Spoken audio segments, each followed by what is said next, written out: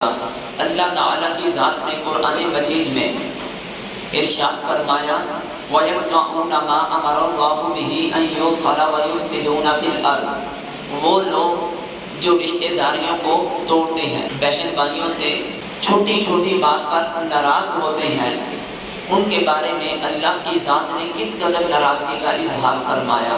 ساتھ ساتھ اپنا محاسبہ بھی کرتے جانا ہے، کیونکہ اس عنوان کو اس لیے رکھا ہے، عید بالکل قریب ہے۔ کیونکہ ہوتا کیا ہے، باقی دوستوں سے تو ملنے چلے جاتے ہیں، عزیز و اقربا یا کوئی دوسرے موبائل کے ذریعے رابطے کر لیتے ہیں، لیکن ایک گھر میں دو بھائی رہتے ہیں، ایک بھائی دوسرے کو عید مبارک کہنا بھی پسند نہیں کرتا ہے۔ اس لیے اس کا نقصان کیا ہے؟ اب دیکھیں اللہ تعالیٰ کی ذات نے کیا فرمایا، وَيَقْطَعُونَ مَا أَمَرَ اللَّهُ بِهِ أَن يُوصَلَ وَيُفْسِدُونَ فِي الْأَرْضِ۔ اللہ تعالیٰ کی ذات نے جن رشتوں کو جوڑنے کا حکم دیا، لوگ ان رشتوں کو توڑتے ہیں۔ جب رشتے ٹوٹ جاتے ہیں تو پھر امن و امان، بولتے جائے نا، امن و امان نہیں رہتا۔ تو جب امن و امان نہ رہے تو وَيُفْسِدُونَ فِي الْأَرْضِ، تو پھر زمین پر فساد پھیلتا ہے۔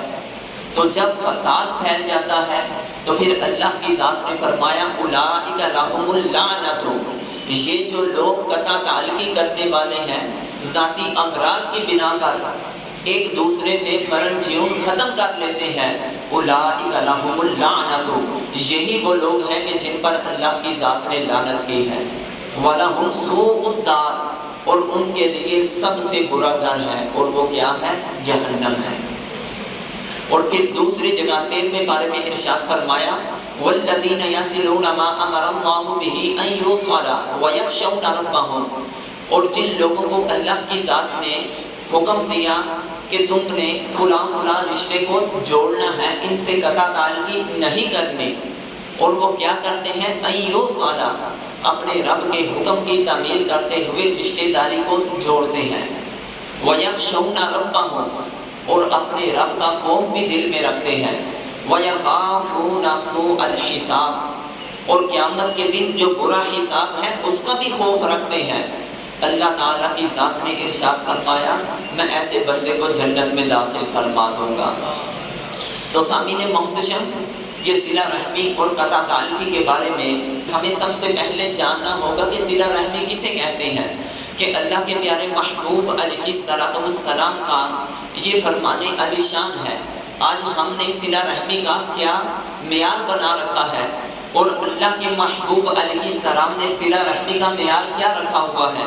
نبی کریم علیہ السلام فرماتے ہیں لیس الواصل بالمکافی، کہ صلہ رحمی یہ نہیں ہے کہ جو تیرے ساتھ اچھا سلوک کرے تو بھی اس کے ساتھ اچھا سلوک کرے، جو تیرے ساتھ بھلائی کرے تو بھی اس کے ساتھ بھلائی کرے، جو تیرے ساتھ ناراضگی کا اظہار کرے تو بھی اس کے ساتھ ناراضگی کا اظہار کرے، جو تجھے بلائے تو اسے بلائے، جو تجھے نہ بلائے تو اسے نہ بلائے۔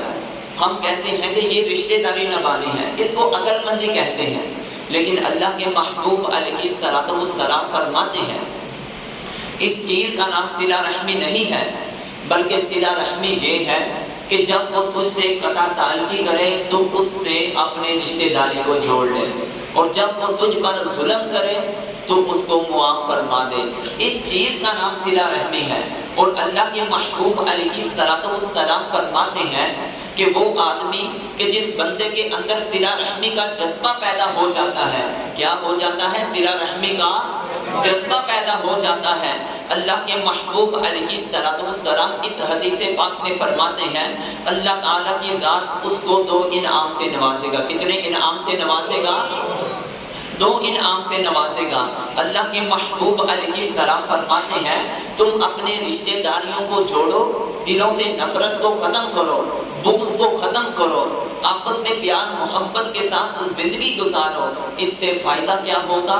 اللہ تعالیٰ ایک تو اس عمل کی برکت کی وجہ سے جو تمہارے رزق میں بے برکتی ہے، اللہ تعالیٰ بے برکتی کو دور کر کے تمہارے رزق میں بھی برکت پیدا فرما دے گا۔ اور دوسرے نمبر پر اللہ کے محبوب علیہ السلام فرماتے ہیں کہ تم آپس میں صلہ رحمی کرو، اللہ تعالیٰ تمہاری زندگی میں عمر میں برکتیں عطا فرما دے گا۔ اور اللہ کے محبوب علیہ السلام جن باتوں کا آپ نے امتیوں کو حکم دیتے تھے، نبی کریم علیہ السلام ان باتوں پر عمل پیرا ہوتے تھے، قولی طور پر اور فعلی طور پر اس کا نمونہ اپنی امت کے سامنے بھی رکھتے تھے کہ دیکھیں جب اللہ کے محبوب علیہ السلام پر پہلی وحی کا نزول ہوا، نبی کریم علیہ السلام غار حرا میں ہیں، حضرت جبرائیل علی نبی جینا علیہ السلام تشریف لاتے ہیں اور آ کر اپنے رب کی طرف سے جو اللہ کے پاک مقدس کلام ہے وہ آپ کی بارگاہ میں عرض کرتے ہیں کہ آپ پڑھیے، اقرأ بسم ربک الذی خلق خلق الانسان من علق اقرأ وربک الاکرم الذی علم بالقلم علم الانسان ما لم یعلم۔ المختصر وحی کے نزول کے بعد اللہ کے پیارے محبوب علیہ السلام جب اپنے گھر میں تشریف لاتے ہیں تو آپ کے جسم پر کب کبھی تاری ہوتی ہے اور آپ کے چہرے پر بڑے خوف کے اثرات ہوتے ہیں۔ گھر آتے ہیں، بستر پر لیٹتے ہیں اور ہم سب کی امی جان حضرت خدیجہ الکبریٰ رضی اللہ تعالی عنہا کو فرمانے لگے کہ میرے جسم پر، میرے اوپر پر کمبل اوڑھ دو، کوئی کمبل رکھ دو۔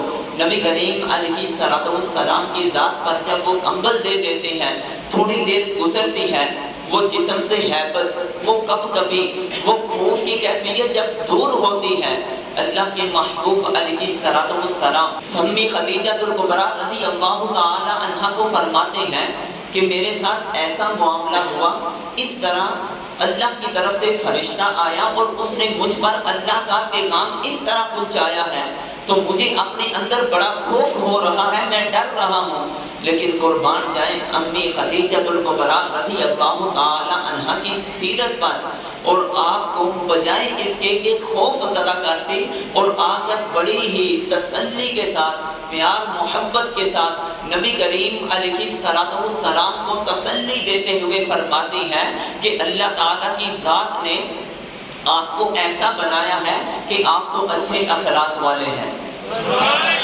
آپ تو صلہ رحمی کرنے والے ہیں، آپ بے کسوں کا بوجھ اپنے سر پر رکھنے والے ہیں، مفلسوں کے لیے کمانے والے ہیں، اور کوئی مہمان آ جائے تو مہمان نوازی کا حق ادا کرنے والے ہیں۔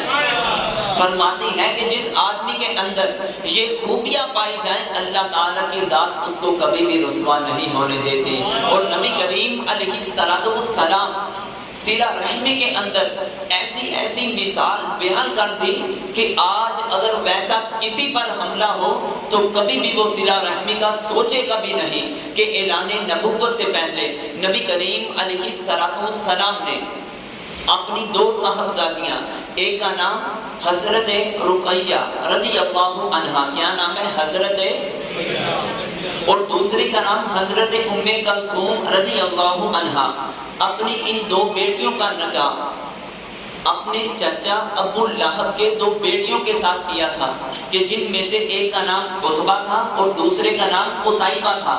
ان دو اپنے چچا کے بیٹوں کے ساتھ اپنی دو بیٹیوں کا نکاح کر دیا، ابھی اعلان نبوت نہیں کیا۔ جب 40 سال کی عمر ہوتی ہے نبی کریم علیہ السلام اعلان نبوت فرماتے ہیں۔ ابو لہب چاہیے تو یہ تھا، قریبی تھا، کندھے کے ساتھ کندھا ملا کر کھڑا ہوتا، اور سب سے زیادہ مخالفت بھی کی تو ابو لہب نے کی کہ بھتیجے تو ہمارے دین کو برا بھلا کہتا ہے اور ہمارے بتوں کو، خداؤں کو برا بھلا کہتا ہے، نیا دین لے کر آ گیا ہے۔ ابو لہب نے مخالفت کرنا شروع کر دی، اس قدر مخالفت کی اپنے بیٹوں کو کہنے لگا کہ تمہارے نکاح میں میرے بھتیجے محمد کی جو بیٹیاں ہیں ان کو طلاق دے دو۔ بیٹے طلاق نہیں دے رہے تھے۔ پھر اس نے کہا کہ اگر تم نے میرے بھتیجے محمد کی بیٹیوں کو نہ دیا تو میں باپ ہو کر تجھ سے ہر طرح کا تعلق ختم کر دوں گا، تجھے اپنی وراثت سے محروم کر دوں گا، تمہارا جو پراپرٹیوں کے اوپر حق بنے گا اس سے میں تمہارا تعلق بالکل ختم کر دوں گا۔ تو ابو لہب کے دونوں بیٹے عتبہ اور عتیبہ نے نبی کریم علیہ السلام کی دونوں بیٹیوں کو طلاق دے دی۔ جب طلاق دے دی اللہ تعالیٰ اس درد سے ہر ایک کے والدین کو محفوظ فرمائے۔ کیونکہ بیٹیوں کا نکاح کرنے کے بعد جب وہ ماں باپ کے اس طریقے سے دوبارہ گھر آتی ہے تو ایسا والدین پر غم پڑتا ہے، ایسے غم کے پہاڑ گرتے ہیں کہ جس کو اٹھانے کی طاقت نہیں رہتی ہے۔ اور جب ایسی کیفیت بنتی ہے تو پھر انسان ان کے ساتھ کیا کرتا ہے؟ اپنی رشتہ داری کو ختم کر دیتا ہے، خوشی غمی میں ایک دوسرے کے ساتھ شریک نہیں ہوتے۔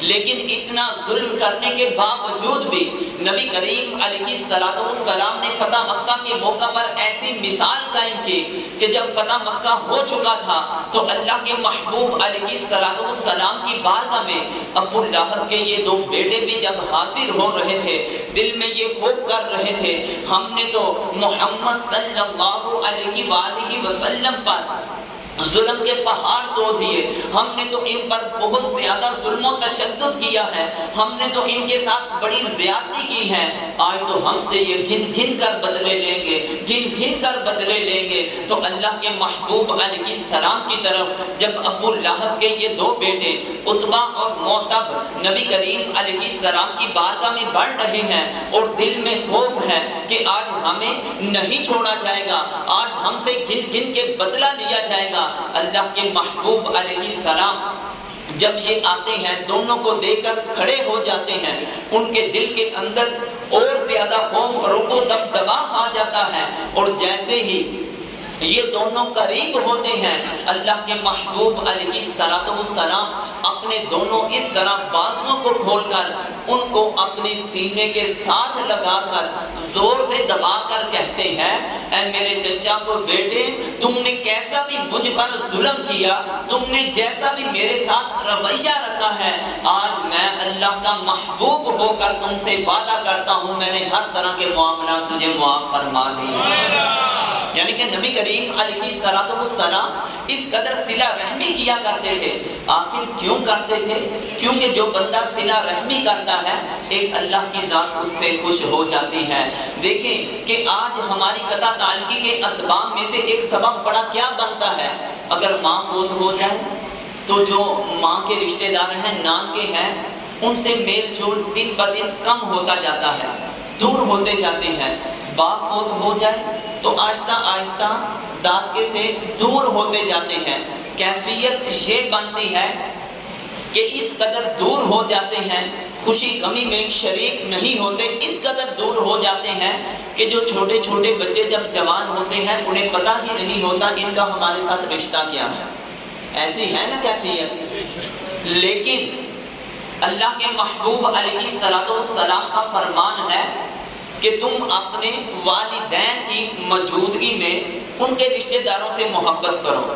جب تمہارے والدین موجود نہ ہو یا دنیا سے جا چکے ہوں پھر تم ان سے اور زیادہ ان کے رشتہ داروں سے محبت کرو۔ آخر یہ محبت کرنے کا فائدہ کیا ہے؟ ایک واقعہ سنیں، دل میں ٹھنڈ پڑ جائے گی۔ حضرت عمر رضی اللہ تعالی عنہ کے بیٹے حضرت عبداللہ، کیا نام ہے؟ حضرت عبداللہ رضی اللہ تعالی عنہ، وہ ایک مرتبہ گدھے پر سوار ہے اور ان کے ساتھ ان کا ایک ساتھی تھا کہ جس کا نام ابن دینار تھا۔ کیا نام تھا؟ ابن۔ گدھے پر سوار ہیں، چلتے جا رہے ہیں، چلتے جا رہے ہیں، باتیں کرتے جا رہے ہیں۔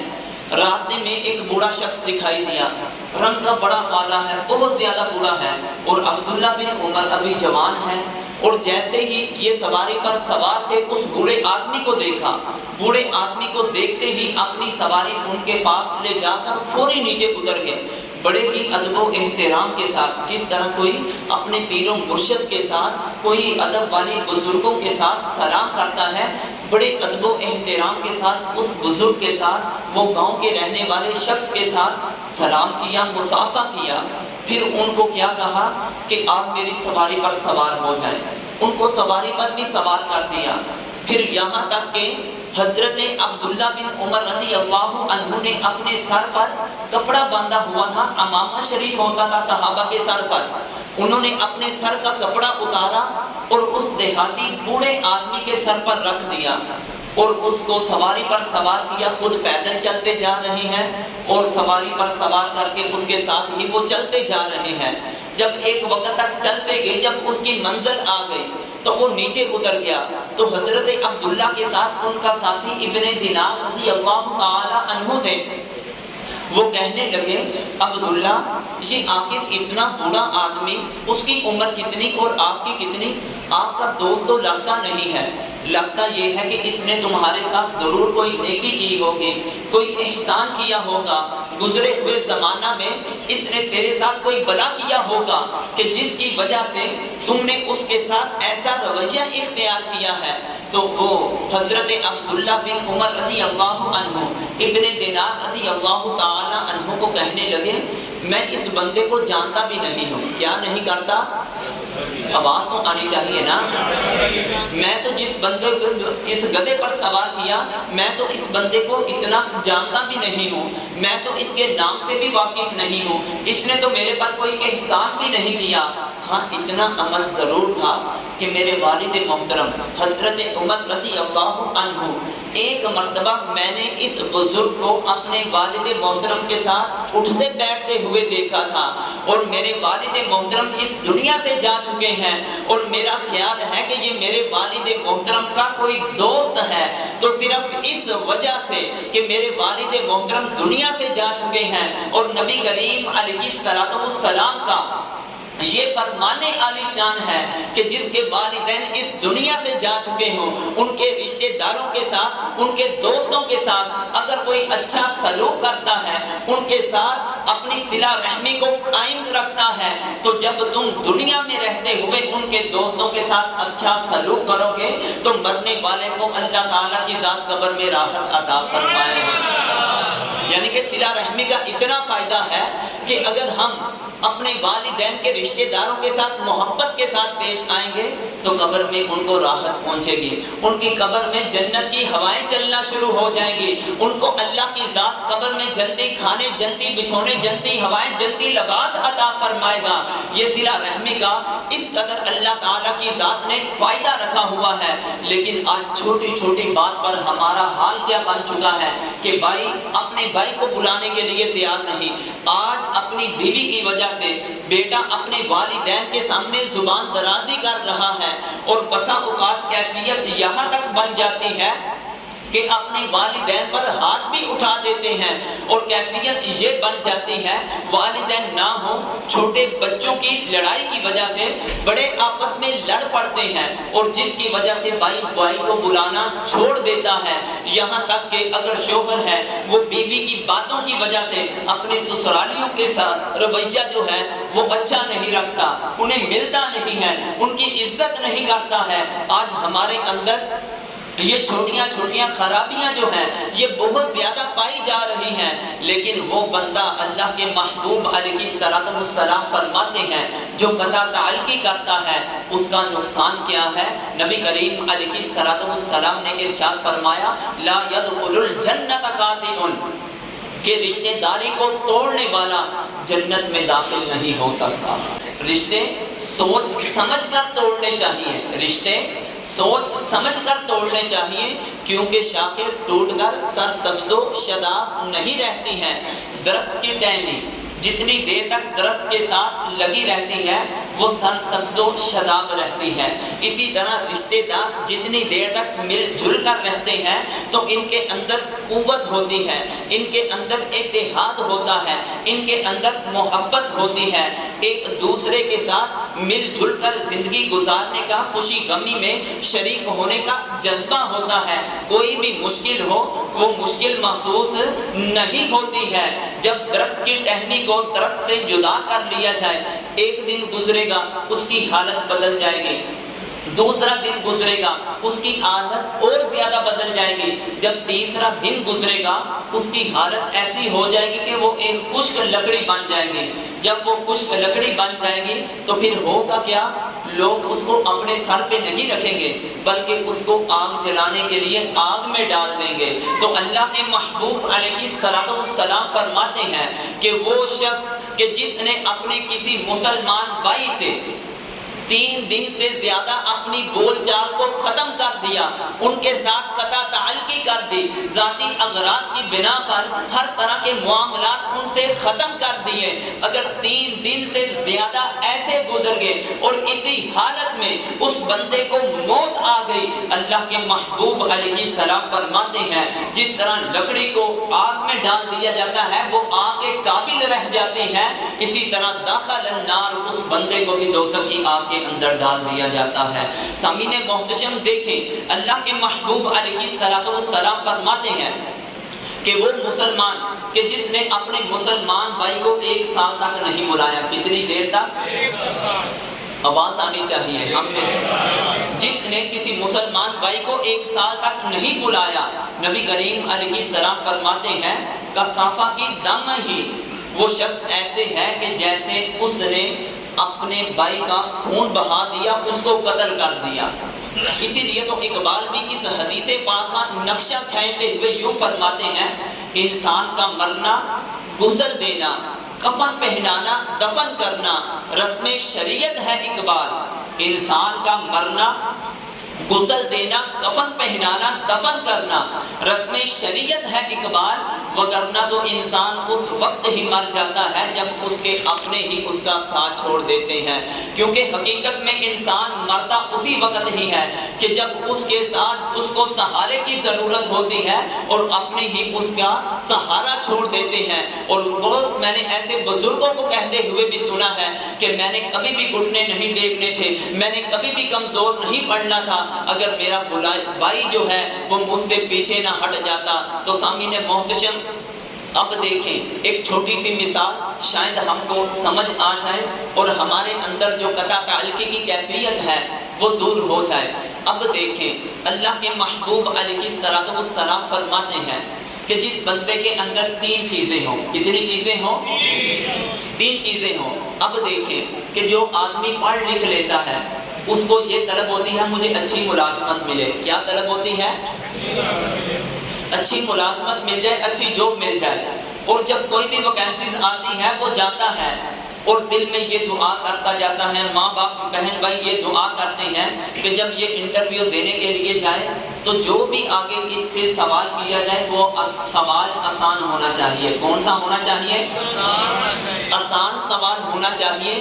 ایسا اس کو سوال ہو کہ جو جواب دینے میں کامیاب ہو جائے. اور دوسرے نمبر پر دل میں یہ طلب ہوتی ہے کہ جس آدمی نے اس کا انٹرویو لینا ہے وہ بندہ کھچ مارنے والا نہ ہو, وہ بندہ کھچ مارنے والا نہ ہو, بلکہ اگر چھوٹی موٹی کوئی غلطی پائی بھی جائے تو درگزر کرنے والا ہونا چاہیے. یہ ہر ایک کی ہوتی ہے نا. اگر اس بات کو بڑوں کو تو سمجھ آ گئی ہوگی, طالب علموں کو ان چیزوں کی سمجھ نہیں آئی ہوگی کہ جب 9ویں یا 10ویں کا پیپر ہونا ہو, پیچھے تو سارے معاملات چل جاتے ہیں, پہلی کلاس سے لے کر 8ویں کلاس تک معاملات چل جاتے ہیں, پتہ تو 9ویں اور 10ویں میں لگتا ہے. تو جب 9ویں کلاس کا امتحان دینے کے لیے گھر سے بچہ جاتا ہے تو بچے کے دل میں یہ خیال ہوتا ہے کہ اللہ کرے وہ نمازیں بھی پڑھنا شروع کر دیتا ہے. وہ اس وقت کیا کرتا ہے؟ نمازیں بھی پڑھتا ہے, لمبی لمبی دعائیں بھی کرتا ہے, اور آ کر مولوی صاحب کو بھی کہتا ہے کہ میرے لیے دعا کرنا, پیپر آ گئے. مطلب کیا ہے کہ اس کے دل میں یہ آرزو ہوتی ہے, یہ تمنا ہوتی ہے کہ جب میں پیپر دینے جاؤں مجھے سوال ایسے آئیں جن کا جواب مجھے آسانی سے آ جائے. ہوتی ہے کہ نہیں؟ دل میں یہ طلب ہوتی ہے نا. دل میں یہ طلب ہوتی ہے کہ سوال ایسے آئیں کہ جن کا جواب ہمیں 100% آتا ہو, آسان سے آسان سوال ہو اور اس کا جواب بھی ہم آسانی سے دے دیں. اور دوسرے نمبر پر اس طالب علم کے دل میں یہ حسرت ہوتی ہے کہ وہ آدمی جو ہمارا امتحان لینا وہ سخت مزاج کا نہ ہو. وہ کون سے مزاج کا نہ ہو؟ جو ممتحن ہے وہ ذرا طالب علموں کے ساتھ پیار محبت کرنے والا ہو, ذرا پریشانی بن جائے تو ہماری پریشانی کو دور کرنے والا بھی ہو. یہ طالب علم کے دل میں 2 حسرتیں ہوتی ہیں. جب یہ 2 حسرتوں کے مطابق اس کا پیپر ہو جاتا ہے, پیپر بھی آسان ہوتا ہے, آگے جو ممتحن ہے وہ بھی اس کے مزاج کے مطابق مل جاتا ہے, اس کے ساتھ کمپرومائز کر کے اس کے پیپر جو ہے وہ گزار دیتا ہے, تو جب وہ بچہ پیپر دے کر آتا ہے تو اس کی خوشی کی کتنی انتہا ہوتی ہے. وہ رزلٹ آنے سے پہلے ہی اپنا 100% رزلٹ نکال چکا ہوتا ہے کہ میں کامیاب ہو جاؤں گا. تو اللہ کے محبوب علیہ السلام فرماتے ہیں کہ جس طرح دنیا میں انسان کی یہ حسرت ہوتی ہے، کل قیامت کے دن اس سے زیادہ حسرت انسان کو اس چیز کی ہوگی کہ کل قیامت کے دن جب ہماری زندگی کا ہم سے حساب لیا جائے تو وہ حساب آہستہ لیا جائے، اس حساب کے اندر آسانیاں پیدا کی جائیں، اور جب اللہ تعالیٰ کی ذات ہم سے حساب لے تو اس وقت جبار والی اس کی صفت نہیں ہونی چاہیے، اللہ کی ذات کی اس وقت قہار والی صفت نہیں ہونی چاہیے۔ جب اللہ کی ذات ہم سے کل قیامت کے دن حساب لے تو اس وقت اللہ کی ذات کی جو ہم پر صفت ہونی چاہیے وہ رحمان اور رحیم والی ہونی چاہیے۔ تو سامعین محتشم، اب آتے ہیں حدیث پاک کی طرف۔ اللہ کے محبوب علیہ السلام فرماتے ہیں، میرا وہ امتی، وہ شخص کے جس کے اندر تین چیزیں پائی جائیں۔ کتنی چیزیں پائی جائیں؟ تین چیزیں پائی جائیں۔ یہ اپنے دل و دماغ میں آج آپ نے سبق لے کر جانا ہے اور اس پر عمل کرنا ہے۔ یقینی طور پر ان تین چیزوں کا فائدہ کیا ہوگا؟ نبی کریم علیہ السلام نے فرمایا، ثلاث من کن فیہ، جس شخص میں تین چیزیں پائی جائیں گی، حاسبہ اللہ حسابا یسیرا، اللہ تعالیٰ کل قیامت کے دن اس بندے سے جو حساب لے گا، یسیرن وہ آسان کر کے حساب لے گا۔ اور دوسرے نمبر پر وَأَدْخَلَهُ الْجَنَّةَ بِرَحْمَتِهِ، اللہ تعالیٰ ایک تو اس سے آسانی سے حساب لے گا، دوسرا اپنی رحمت اور فضل کرتے ہوئے اس بندے کو جنت میں بھی داخل فرما دے۔ آخر کس بندے کو جس کے اندر کتنی چیزیں پائی جائیں؟ تین چیزیں پائی جائیں۔ وہ تین چیزیں کون سی ہیں؟ نبی کریم علیہ السلام نے فرمایا، تُعْطِي مَنْ حَرَمَكَ، وہ شخص کے جو تیرا حق بنتا تھا اس شخص نے تیرا حق نہیں دیا، تجھے محروم کر دیا، تجھ سے تیرے حق کو روک لیا ہے، اب تو نے اس کے ساتھ ویسا ہی سلوک نہیں کرنا۔ اگر جب کیفیت ایسی آ چکی ہے کہ اب تو نے اس کا حق دینا ہے تو تو نے اس کا حق نہیں روکنا بلکہ اس کا حق اس کو دے دینا ہے۔ مطلب کیا کہ جو تیرا حق روکے تو اس کو اس کا حق ادا کر دے۔ وَتَعْفُو عَمَّنْ ظَلَمَكَ، جو تجھ پر ظلم کرے تو نے اس کو معاف کر دینا ہے۔ اور تیسرے نمبر پر فرمایا وَتَصِلُ مَنْ قَطَعَكَ، کہ جو شخص تجھ سے قطع تعلقی کرے، رشتہ داری کو توڑے، تو نے اس کے ساتھ اپنی رشتہ داری کو جوڑنا ہے۔ جس بندے کے اندر یہ تین صفتیں پیدا ہو جائیں گی کہ کوئی تجھے محروم کرے تو اس کو عطا کرنا ہے، کوئی تجھ پر ظلم کرے تو نے اس کو معاف کر دینا ہے، اگر کوئی تجھ سے رشتہ داری کو توڑے تو نے رب کی رضا کے لیے اس کے ساتھ رشتہ داری جوڑنی ہے۔ جس بندے کے اندر یہ تین صفتیں پائی جائیں گی، اللہ تعالیٰ کی ذات قیامت کے دن کا حساب اس سے آسان کر کے اس کو جنت میں داخل فرما دے۔ جب نبی کریم علیہ السلام نے صحابہ کو اس طرح فرمایا تو ایک صحابی اٹھے، عرض کرنے لگے، فَإِذَا فَعَلْتُ ذَلِكَ، اے اللہ کے محبوب علیہ السلام، اگر میں اپنے اندر یہ تین کوالٹیاں پیدا کر لوں، میں اپنے اندر یہ تین خوبیاں پیدا کر لوں، کیا اللہ کی ذات مجھے بھی ان دو نعمتوں سے نوازے گی؟ تو نبی کریم علیہ السلام نے فرمایا کہ ہاں تو اپنے اندر ان کوالٹیوں کو پیدا کر لے، اللہ تعالیٰ قیامت کا حساب آسان کر کے تجھے بھی جنت میں داخل فرما دے گا۔ اب آخری بات دل کے کانوں سے سماعت فرمائیے گا۔ اللہ کے پیارے محبوب علیہ السلام کے فرمان کا خلاصہ ہے کہ جس قوم کے اندر قطع تعلقی کرنے والا ہو، رشتہ داری کو توڑنے والا ہو، اپنی ذاتی اغراض کی بنا پر بہن بھائیوں سے بول چال ختم کر لینے والا ہو، خوشی غمی میں ان کے ساتھ کندھا ملا کر نہ چلنے والا ہو، ہر طرح سے ان سے اپنے معاملات ختم کر دینے والا ہو، اللہ کے محبوب علیہ السلام فرماتے ہیں کہ جس قوم میں ایسا شخص پایا جاتا ہے اس قوم پر اللہ کی طرف سے رحمتوں کا نزول نہیں ہوتا ہے۔ اب دیکھیں کہ جب اللہ تعالیٰ کی رحمتوں کا نزول نہ ہو تو پھر کیا آتی ہے؟ ویرانگی آتی ہے۔ جیسا کہ آج ہمارے ملک پاکستان پر کیفیت بنی ہوئی ہے، آج ہمارے گھروں میں بے برکتی آئی ہوئی ہے، کیفیت کیا ہے؟ ہماری خرابیوں میں سے آج سب سے بڑی ایک خرابی یہ ہے کہ اپنی ذاتی اغراض کی بنا پر ہم ایک دوسرے سے اپنا تعلق توڑے ہوئے ہیں۔ یہی حدیث پاک حضرت عبداللہ بن مسعود رضی اللہ تعالی عنہ پڑھ رہے تھے، اور پڑھنے کے بعد وہ کیا کر رہے تھے؟ اسی طرح جیسے ہم سب بیٹھے ہوئے ہیں، سمجھانے کے طور پر فجر کی نماز حضرت عبداللہ بن مسعود رضی اللہ تعالی عنہ ادا کرتے ہیں۔ ادا کرنے کے بعد ان کو اللہ اور اس کے پیارے محبوب علیہ السلام کے فرامین کا درس دیا۔ جب درس مکمل ہو گیا، حضرت عبداللہ بن مسعود اپنے اس مجمع کے اندر اعلان کرتے ہیں، میں اس شخص کو قسم دیتا ہوں، میں اس شخص کو کیا دیتا ہوں؟ قسم دیتا ہوں۔ آواز آنی چاہیے نا، میں اس شخص کو قسم دیتا ہوں جو قطع رحمی کرنے والا ہے، جو قطع تعلقی کرنے والا ہے، میں اس شخص کو قسم دیتا ہوں جو رشتہ داریوں کو توڑنے والا ہے، اور وہ ہمارے اس مجلس میں موجود ہے تو وہ اٹھ کر چلا جائے، کیونکہ اب ہم نے اپنے رب کی بارگاہ میں دعا کرنی ہے، اور جس جگہ پر وہ بندہ بیٹھا ہو جو رشتہ داریوں سے قطع تعلقی کرنے والا ہے، اس بندے کی اتنی نحوست ہوتی ہے کہ اس کی وجہ سے اللہ تعالیٰ کسی کی دعا بھی قبول نہیں کرتا ہے۔ تو ہم نے اپنے اندر سے اس کیفیت کو ختم کرنا ہے۔ آج ہم پریشان ہوتے ہیں، ہم کتنی دعائیں کرتے ہیں، کتنا گڑ گڑا کر اپنے رب سے مانگ رہے ہیں، پھر بھی ہم پریشان کیوں ہیں؟ نہیں، سب سے پہلے ہمیں اپنا، وہ کہتے ہیں نا، زبان سے کہہ بھی دیا لا الہ کیا حاصل، زبان سے کہہ بھی دیا لا الہ کیا حاصل، دل و نگاہ میں مسلمان نہیں تو کچھ بھی نہیں۔ اپنے دل کو، اپنی نگاہ کو، اپنے باطن کو پہلے مسلمان بنا لو تو یقینی طور پر پھر اللہ کی طرف سے بھی سلامتیاں اتریں گے۔ بس یہی آج کا پیغام ہے۔ اگر رشتہ داروں کے ساتھ ناراضگی ہے، اس ناراضگی کو ختم کیا جائے، پیار محبت کے ساتھ زندگی گزاری جائے۔ حقیقت میں زندگی کے لمحات وہی ہیں جو پیار محبت کے ساتھ گزر جائیں۔ اللہ کی ذات عمل کی توفیق عطا فرمائے۔